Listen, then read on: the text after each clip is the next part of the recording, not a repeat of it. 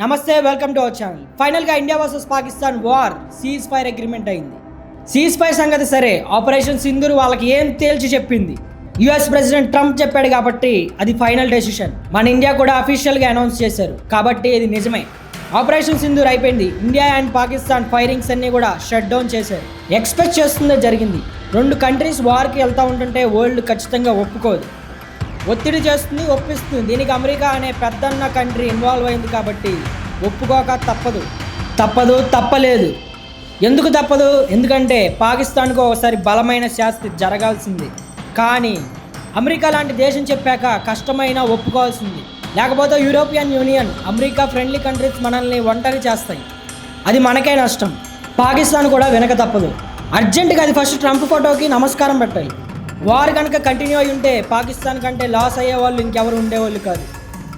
సరే, ఇన్ని రోజులు జరిగిన ఆపరేషన్ సింధూర్ వాళ్ళకి ఏం తేల్చి చెప్పిందంటే, ఇంతకు ముందులా కాదు, మన మీద ఎవడైనా టెర్రరిస్ట్ అటాక్ చేయాలన్నా భయపడేలాగా బలంగా వాళ్ళకి బుద్ధి చెప్పాం.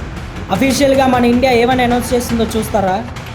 ఇకపై మన ఇండియాపై ఎవడైనా టెర్రరిస్ట్ అటాక్ చేద్దామనుకున్నా, చేయాలనుకున్నా అది యాక్ట్ ఆఫ్ వార్ లాగే మేము కన్సిడర్ చేస్తామని మన ఇండియా అనౌన్స్ చేసింది.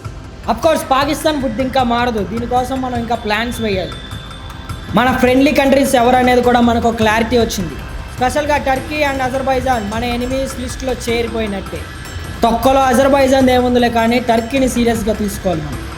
పాకిస్తాన్ కూడా అర్థమైంది ఏ ఇస్లామిక్ కంట్రీ, ఏ కంట్రీ కూడా దానికి సపోర్ట్గా రాడని. ఆ రెండు కంట్రీస్ తప్ప. మనమే అనుకుంటే బలోచిస్తాన్ టీటీటీ గ్రూప్స్ అటాక్స్ కూడా గట్టిగానే తగిలాయి. ఇలాంటి క్రూషల్ సిచ్యువేషన్స్లో కూడా పాకిస్తాన్కి చైనా సపోర్ట్గా ఉండదని తెలిసింది వాళ్ళకి. అలాగే చైనా ఇచ్చిన డ్రోన్స్, మిజైల్స్ అన్నీ కూడా ఉత్త తుప్పాస్ అని వాళ్ళకి తెలిసింది. అలాగే వరల్డ్ మొత్తానికి మన ఇండియా ఎంత స్ట్రాంగ్ అనేది ఒక్కసారే చూపించాం, తేల్చేసాం. మన దగ్గరున్న S-400 కాదు, రఫేల్ లాంటి జెట్స్ కూడా మన దగ్గర ఉండటం ఎంత మంచిదో, ఎంత ఇంపార్టెంటో ఇప్పుడు అర్థమవుతుంది.